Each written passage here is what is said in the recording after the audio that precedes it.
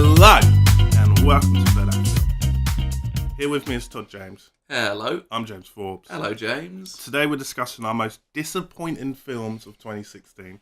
And to kick us off, Todd. All right. In at number 5 for me, the 5th most disappointing film of the year, The Purge Election Year. The Purge Election Year. That's the third Purge. Yeah. So, The Purge is a franchise that from one film to the second film went from mediocre home invasion slasher to like politically charged urban action adventure thriller with Frank Grillo. So when the third one was going to happen, I was like, well up for it. Just ignore the first one. Think of it as 2 and 3. And it's laughably bad. Oh, no. Like, it's not scary. Not that they were ever really about fear, but it's not scary. That some of the acting is, it's bad. And like any of the subtlety that the second one had, it wasn't that subtle, but there was like some level of you have to like read into the subtext. It was all gone. It was complete over the top. Like election year, it was very appropriate when it came out, but it wasn't. Do you think they rushed that to get it out? Yeah, definitely, like, definitely got rushed it. Otherwise we got waiting for 4 years. Yeah, other way, yeah, which is strange because the second one, they made it and released it in less than a year. They turned that around in less than a year. This one took 2 years. This is the guy who does Paranormal Activity, Blumhouse? I think so. And they do it 3 million in a year. Yeah. And just, it was just, but you didn't watch it? I didn't, no. I did see the out on trailer. I haven't seen any of The Purge. Not interested at all. And it's the thing that annoys me as well is that The Purge is, in my opinion, one of the best universes to set like a horror kind of film in. It's like the idea behind it is up there with like It Follows in terms of like high concept horror. Yeah. And it was just really boring. I liked the Rick and Morty episode when they just did a mate. Purge. That was great. Yeah, that was that's one of my favourite episodes. Alright, moving on. My number 5. So we're both doing our top 5s, which makes a top 10, I suppose. Correct. Unless there's crossover. Yeah. But let's ignore that. My number 5, I think this is crossover. Rogue One. Okay, why? Dum, dum, dum. Now, I've my metric for disappointing is how excited was I before seeing the film, and then how did I feel after? And I was way Right. too excited for this. So it's kind of my own fault. It was a prequel at the end of the day, and I shouldn't have been so hyped. But I was thinking, you got Disney, you got Gareth Edwards, or whatever the hell his name is, Godzilla Man. You've got a bunch of people who've worked on like stuff like Saving Private Ryan and Black Hawk Down, and They did everything right to get it where it should have been. yeah. And then you hear, Darth Vader's going to be in it. You hear, it's going to be a war film. It's like standalone, so anything goes, basically. Anything goes. There was no talks of a sequel, and everyone, a lot of films are like, no, this is just a film. But just before it comes out, there's always the rumors of like, yes, Casting Rogue 2, Johnny Depp is Grindelwald. Like, yeah. But many flaws with that film. A lot of good things as well, but I was just, it needed to be, I just wish it was, there is one major risk that they've done, which I'm not going to spoil for people, but there's one major risk they've done, which I like, and that's how they've ended the film. But right. Okay. I know what you mean. I wish the whole film as a whole was taking more chances and trying to push the different areas. Yeah. I could have predicted. I could have, if I've sat down and wrote down what would happen, it probably would have been quite close. Did we do that as a video? We did do predictions, yeah. We'll have to review that, yeah. We probably did, and they're probably all wrong now that you've said that. But... Yeah. All right, what's your number 4? My number 4, Suicide Squad. So, Suicide Squad is better than Batman v Superman. That's not saying anything. But it is more disappointing. Because it had better trailers. Better cast. It had, like this cast, you could announce this cast and say they're in an Oscar drama, I'd be interested. You could announce this cast, say they're in a comedy, I'd be interested. Like this cast they should be better. David Ayer, he's had hits and misses, but he was coming off Fury, which was basically Suicide Squad in a tank in World War II. Yeah, which was quality. That was actually a really enjoyable film. It was great. There were good, like fun, solid trailers, and for all intents and purposes, they were saying this is like, we've heard your problems. We've heard, like, oh, it's too serious. We we hear it. We hear you. We're fixing it. And then we just got just a mess, basically. A complete mess. I'm not. I won't always be first to say studio interference ruins everything. Studio interference ruined this. Yeah, it's so hard to know how much they ruined it, or did they in fact save us from a worse version? I can't believe that's the case, because I feel like there's a great film hidden in there. I don't know where though. Maybe in Harley Quinn's shorts. There's not much hidden in there, mate. No. But the one of the biggest problems with it is that they clearly shot hours of footage that they didn't use. And I don't mean like, alternate takes. I mean hours of story that they didn't use. Jared Leto. He was so mad. I know. He said something along the lines of, I was on this shoot for as long as I'm on a film where I'm the main character. Yeah. And the problem is, that means at some point, a 4-hour script was approved and put into production. Whereas if before that had happened, they said, no, you need to cut this by half, we would have had a cohesive script to start with. Whereas trying to fix it after you've done it... Anyway. Disappointing. Disappointing. I agree with... It's not on my list, right, but I do agree with you. Right. It was disappointing. So much more potential in that. And just... It could have been I would love... If it was good, we could have ended up with a Suicide Squad with a rolling roster of characters coming in and out, and then it's just a great platform to spin off the really interesting characters we get from it. But just how easy is it? You'd think it would be so easy to make a film where you have a bunch of cool, all pre-made characters, and they barely need any introduction. Just show them doing something cool, and then show them fighting something. Yeah. And why did they try to? They tried to have a plot, and it was just dumb. It was just stupidly complicated, but not really complicated. They should, if they had just done a nice, learn from James Cameron, just done a nice simple story, say like a bank heist where they've got, they need, the government needs people to rob this thing, but they can't put, soldiers in, so they've sent in Suicide Squad. They go in because they're disposable, and then the Suicide Squad go in and realise, why are we doing this for the government? And then they turn against them, and we find out the government's corrupt or something like that. And then you end up with the Suicide Squad being the heroes at the end.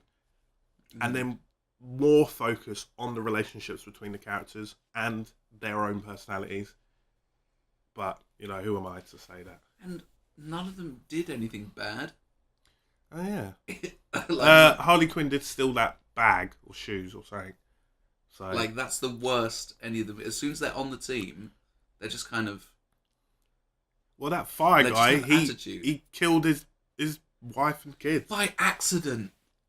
True. Also, spoilers. He's possessed by a demon. Oh, right. It's not his fault. Anyway. Moving on. Your number 4? My number 4 is Joy. And oh, Joy. I feel like I have a personal vendetta. You feel like you have a personal vendetta. It's just wasted my time. Not only is it's one of the worst films for me this year, 2016, it's also just... It's just nothing. It's just someone who sells a mop, and they've managed to spin that off into a whole film. And I get, it's the American spirit, and that anyone can achieve it, and if you work really hard, you can become rich one day, and the beginnings of QVC. But I was just like, you've paid a lot of money for the cast that you have, and I know it did do well with nominations and such, but I felt like that was unjust and took positions away from other films. But I wrote the review for it that is on the website for that film. Yeah. And I think I summed it up, and I'm still pretty happy with this.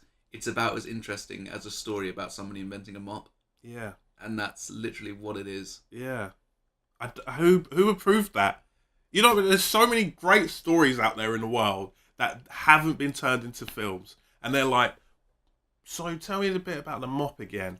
You're in. All right, let's go. Jennifer Lawrence, let's go. And I wonder, is that it as well? Is it because they had the director and he's managed to get the same cast he had for Silver Linings Playbook, and he's like, it's a guaranteed hit.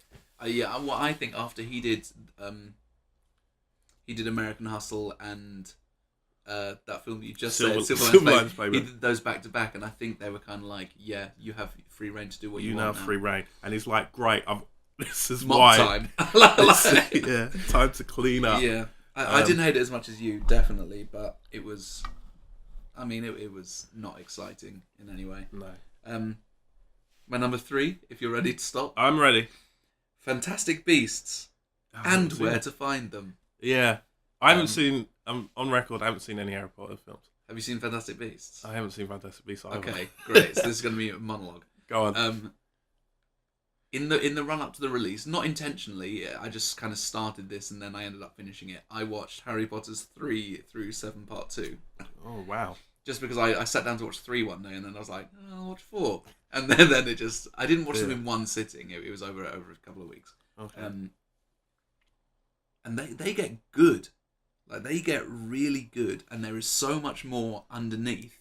And then for book readers, there's so much more underneath that. Mm. And the thought of going back to that world in a completely new time period, the thought of seeing, wizards throughout history, it's like that, almost that Assassin's Creed thing of, we can set this in any time and it's still going to be cool magic stuff. And what we actually ended up getting, which you haven't seen, is half as like this kind of stupid story about this bumbling idiot who loses a bunch of things, and then half this like really intense, deep story about like this allegorical racism story. You haven't seen it, so it's really hard to describe. Is it? I'm assuming the wizards hate the Mongols. They hate the Mongols. The Mongols. The Mongols. That would be racist. Yeah. And it just. I understand that this is used to establish a new, wider plot, which I won't ruin. 5 films. Also 5 films. Jeez. And it just. If the film they actually wanted to make has nothing to do with Fantastic Beasts and Where to Find Them, and at some point they should have said, we either have to make Fantastic Beasts or make the film we want to make. You can't have it both ways. And it ended up being boring, and it's a film where half of it is really childish and like not fun, and half of it is also not fun but really adult. And like the Harry Potter films weaved away slowly from the childish stuff into the adult stuff. Yeah. And whereas this just had it all in one. Doesn't sound good, mate. I'm glad I missed it. I mean, there was definitely better films this year. Yeah. Last year. Yeah, 2016. Yeah. And yeah, I kind of just had hopes that it was going to be the new spark. But anyway, your number 3. Hopes of a new spark. It's not a good segue. Okay, good. Finding Dory. Ooh, that's a good one, actually. Yeah, again with my little criteria being how excited was I, and then what was delivered. It's just when you hear it's Disney, you hear it's Pixar, you hear sequel to Finding Nemo, you're like, oh, that's a guaranteed good film, guaranteed. There's no way this can fail. I believe Nerd Writer of YouTube, he's coined the term passable film. And it's the same criticism to Rogue One for this as well, actually. That film studios now, it's so easy for them to make a film that is just good enough.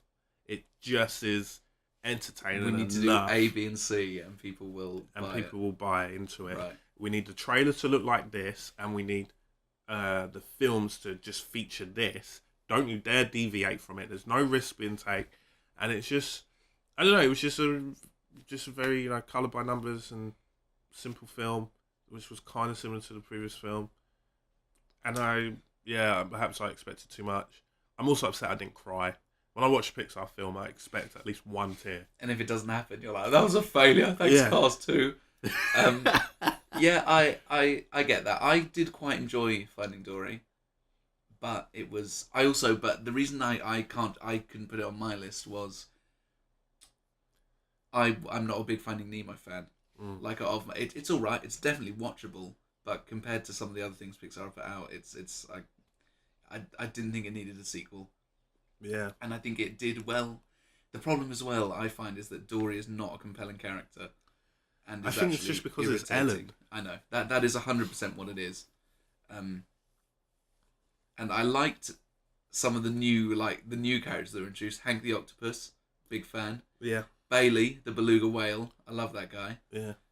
Yeah.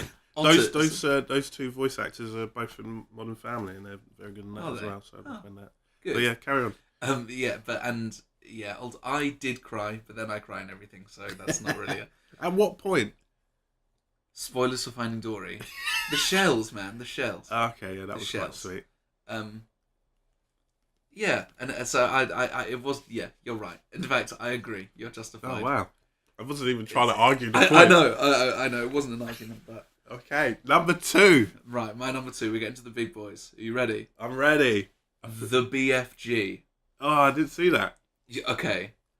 Imagine I'm telling you, James. Yeah. Steven Spielberg is adapting one of your favourite childhood stories for the big screen. That sounds amazing. What could go wrong? Everything went wrong, James. Oh no. The BFG isn't... Do you have an annoying English accent from a yes. character? Oh my god, yes. with the amount of struggling actors there are, and with the amount of pushy parents trying to force their kids to be famous, how do we still have bad acting? Yeah. And like, genuinely, outside of low budget indie films where they get their friends to be in it, yeah, how do we still have acting this bad? And I went with my mum, and my mum loves children, children, not in a weird way. And she was like, at the end, she was like, that little girl was really annoying, wasn't she? And I was like, yes, I thought it was just me. Really dodgy effects. Oh. And I think they were going for a stylized look, but it just ended up looking low quality. Right. Just boring. Like, there are scenes where it's clearly meant to be, look at the incredible imagination that's been brought to life on the big screen. Just boring. Mm. Mark Rylance was great as the BFG. He's great in everything he does. He's Mark Rylance, Academy Award winner now. Yeah. And then the end, spoilers for the BFG, for a book that's like 80 years old. Please don't ruin it. Like, they go and meet the Queen and everyone farts a lot. And like, I know it's meant to be funny, and it was just... A bit awkward? I like childish humour. Yeah, oh, definitely. But it was actually just juvenile. Oh, right. And it's just kind of... yeah, definitely, love that. And I just don't really have many good things to say about it. And for a film that on paper should have been the new E.T., it ended up being the new, whatever that terrible E.T. ripoff is, where the little boy's in the wheelchair. You know the one I mean? Little boy's in a wheelchair? Mac? I want to say Mac. Oh, do you know what I mean? The one that the guy who plays Paul Rudd always brings onto Conan, and every time he says, I've got a trailer for my new film. I don't know, but I hope so. I'll put a picture up. And I'm going to show you that video next. I'm glad.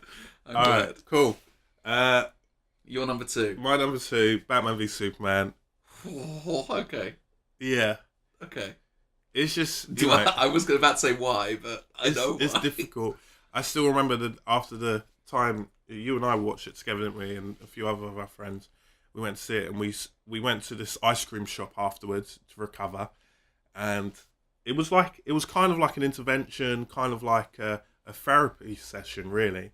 And we all sat there, and we just kept on asking questions of like, just stuff was just happening. This is no exaggeration. We were sitting there for 3 hours, not discussing points, just saying points. Yeah. Like Why was Superman carrying a ship? Where was he dragging that ship, James? Where? That's the kind of thing that should come up later. Yeah. Like, I've been saving this ship for now, Doomsday. like, where was he taking that ship? Yeah. And why was there so many... Like, why did the camera have to go from the judge's face to the pot of peach tea to the chair so many times? It did it about 10 times. And it's like, yeah, I get it. He's not there. And he said to her the story before. Why was he so weird? Why was Lex Luthor so weird? Why does any of this film happen? What was Lex Luthor's plan? How did he know... How did he know he could get into the ship and then just work it and make Doomsday? And I know there's the extended cut, and I refuse to watch it. and I know that it explains a few Why bits. should I watch a longer version of something I don't like? Yeah, and I get that it explains a few things, like why did Superman tell off Batman and say, "Hey, don't do stuff." If it's that important, it should be in. It should have been in the cut. theatrical cut. It's just very. It's again, although I'm not sure if it was studio meddling with this film or if it was Snyder himself, but it seems like there was a longer film that would have made sense. So they said, all right, well, the stuff that makes sense is boring. Cut that. We want to get to the good actiony stuff. And as well, yeah, that you either were going to have a film which was boring, or you were going to have a film that made sense, or you were going to have a film that was more interesting but made less sense. Yeah, but it also wasn't interesting. And for a film called Batman v Superman, it's they so fight easy. for 4 minutes. Yeah, I just that was the other that's another annoyance, isn't it? How could you ruin such a simple concept? How? It's so you look at Marvel, they just did it in the same year. It's just like people want to see these guys fight for at least more than 5 minutes. They want to see them fight for 10, 20 minutes. A few times. Yeah. I want to see them each lose once and then fight a third time while they make up secretly. And to put that in the trailer, as if anyone going into this film was like, I wonder who's going to win. No, they're going to be friends and fight a bigger threat. But to put it in the... Yeah. Wow. Yeah. It's exactly what I said about Suicide Squad. They approved like a 4-hour film and then said you can't have it longer than 2.5 hours. Yeah. All right, moving on. Number one, my most disappointing film of the year. The thing I've been most disappointed by. Rogue One, A Star Wars Story.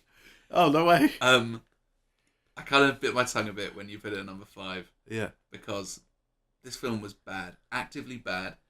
I was more excited for this than I was for Force Awakens. No way. And I'm not really sure why. I just think assembling a cast of fantastic character actors, definitely, with like I don't know if it's really right to call them up and coming anymore, but they didn't make a misstep all the way up to the release of the film. Yeah. Even I know some people were saying that the trailers for Force Awakens was done a lot better because it didn't reveal anything, and they kept a lid on a lot of things. I still think the trailers for this got a lot of people hyped. This had better trailers, in my opinion. After every Force Awakens trailer, I was like, that looks fine. Yeah. After this, the last trailer for this, I was excited. Yeah. What will you become? Right. But never said. Speaking of that, almost half of the advertising material is not in the film. There are so many logic holes. There are things that don't make sense. There are no character arcs. Yeah. There's so just so much wasted potential. And just like this should be the most interesting. This should be an expansion of the universe set in a time that we're all familiar with. Like you think it would be so easy to make this fantastic. Yeah. And it was just boring. Yeah. The only character I cared about was K2SO, and it's only because it was Alan Tudyk doing the voice. Yeah. It's not because he did anything that I liked. It's because it was Sonny the robot from iRobot. Yeah. And just watching, and the title card looks so cheap. Anyway, that's like right. And it just kind of, this is two strikes now on Star Wars where, in my opinion, they've done 2 films back to back that are entirely reliant on nostalgia without introducing anything new, and it's a film about the rebellion. I feel like this is actually getting quite sad while I'm saying that. It's a film of spoilers for Rogue One. Sorry guys, if you haven't seen it by now, why don't come on? Yeah, come on. Everyone in the world has seen it apart from my family. It's a film about the rebellion doing like a heroic sacrifice. Yeah. None of the sacrifices are heroic, especially not Forrest Whitaker. He's just like, I can't. No. He's literally like, I can't be bothered to walk anymore. I've literally grown tired of walking. Yeah.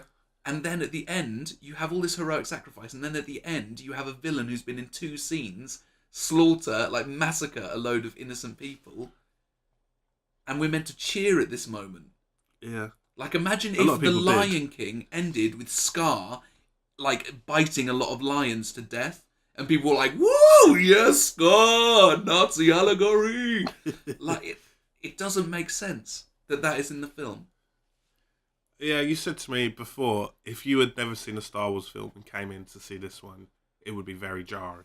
And you saw a guy who'd been in 2 scenes, one of which he makes an incredible pun. That pun game, though, was strong. Why would he say that? He was just saying it to snicker to himself as he walked away. Yeah. Because there was no one else there. Who built that castle? Yeah. Who built the castle on Mustafar? I don't know. Why would he live there? It doesn't make any sense. Apparently, the whole castle thing, has always been a plan, and that in fact they wanted. But why? That is. Someone has said, wouldn't it be cool if Darth Vader lived in a castle surrounded by lava? And people are like, oh yeah. But why? Actually, why would he do that? Just, to wallow in his pain. It's where he was Think born. about the most traumatic thing in your life. Yeah, this guy doesn't let go. He's got problems. He's got a lot of problems. I mean, I can see a lot of your points. I've got to disagree that it was a bad film. I still think it was okay. I just think that they played it very safe. I think that's where you and I are different on that. They did play it safe, and it should have been. It was a great opportunity to take risks. Yeah.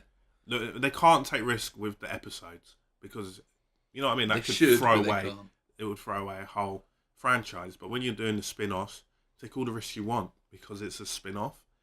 People are still going to come. No one's going to watch Rogue One. We're like, you've ruined it. You've somehow ruined. Yeah. Yeah, it's like no. I'm not seeing episode 8 now. Yeah. And just the amount of things in it. Why give her a kyber crystal? Why do a close up of it so many times? Yeah, that necklace And then came have out it of come nowhere. to nothing. I think it was just an emotional tie, but then I still don't. Yeah, it wasn't that emotional. It wasn't like I need strength. Oh, flashback to my parents. You can do it. You can do anything. Oh, okay, I'll do it. It was none of that. It was just I have a kyber And crystal. for it to have the cliche of the bad guy not shooting when he could have just shot her, and she was gonna die anyway. Like 5 minutes later in the film, she dies. Spoilers, sorry. But also, we live in a post Game of Thrones world where people dying suddenly and in a shocking way is a proven effective way to do things. I love that line of post Game of Thrones world. You're totally right. Yeah, every single one is like really built up to. Apart from Forrest Whitaker, who's like, no more walking. they will just die in a really obvious way with no shock. No. I think Todd is mad about this film. I think we're going to move on because I was hyped. Because more than the BFG, James, more this than the film BFG. let me down. Oh dear. When will you learn prequels? Oh, well, you like prequels, but anyway. I like Monsters University.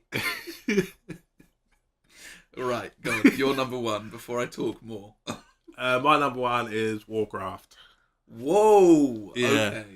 Okay. Okay. This was the chosen one. Okay, this was the one. Supposed to bring balance to the force. It was supposed to bring balance. Sorry, I'm just in that mindset. It was supposed to do it. It was supposed to. Everyone would think, you just used the term a post Game of Thrones world. Mm-hmm. It could have been a post Warcraft world, and for that not to be funny. It could have, not a punchline. Yeah, it could have been. Oh yeah, video game turned into movies can now be considered seriously, and it didn't. It did well internationally. I think it was saved by China. It didn't do well. It did well enough. It did well enough. It needed to really smash out the park to get people like, whoa, what's this new thing? Let's jump on it. And we, there's always still the rumours of a lot of video games being turned into films, like Metal Gear Solid has always been rumoured. Mm-hmm. We've still got the rumoured Tom Clancy, Splinter Cell. We've still got Rainbow Six. You hear floating around. Yeah, you hear a lot of these films getting floating around, and if done well, a lot of these films could be really good. But it was pegged on this one. This was the risk. Everyone is allowing someone else to take that risk. And they spent a lot of money and didn't get the results. it was, yeah. And as well, I think perhaps the director, David Bowie's son. I think in another video I said that. You're like, what? Yeah. Now it's just common knowledge, man. Common knowledge. But I think he was told to make a different film. And I think the direction of the kind of film to do wasn't the best direction for a first big budget video game. Big budget. This is big budget. I think it could have served better by dumbing down a lot of the stuff and just aiming to make the action as strong as possible without, again, not too much focus on the story, because they could have expanded on the story later on. I felt like this film, there's enough content in there to do 2-3 films from the storylines they were going across. The beginning. Yeah, and they took that literally. I know. Literally the beginning of maybe 20 films. I'm like, no one is ready for this, okay? If there was already a big budget video game, yeah, sure, maybe this would have worked better, but... I guess as well, Warcraft is quite in terms of, like, what people associate with, basement-dwelling video game players, Warcraft is definitely in there. Yeah. It has that negative, the stigma, I guess. Yeah. And if they were able to make something that has that reputation good, I suddenly feel like anything can be on the table suddenly. Things like Grand Theft Auto or like, I don't know, Call of Duty, you can make like a war film and slap that name on it and it is kind of cool in a way.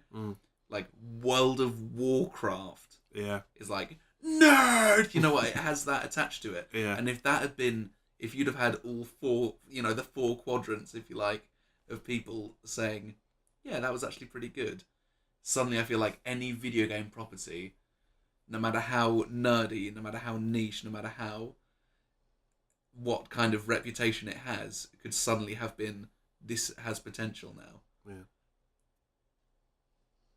But no. Alas, no. And on that bombshell, that's our top 10 list. Bottom 10. Well, yeah. Well, maybe not bottom, but just disappointing. Yeah, disappointing. There were definitely worse films than all of these. Oh, definitely. But we knew they would be better. For you. Oh, good. Yeah. So that's our list. If you want to share your list down below of what films, truly made you disappointed in 2016, do let us know in the comments below. I've been James Forbes. And I've been Todd James. Bye. Machines plugged in to believe that they are the machines who have the humans plugged in. Maybe this is why. This is why, yeah. Because they just turn into Natalie Portman. What better way to motivate Nick Fury to do something than to tell him not to do something?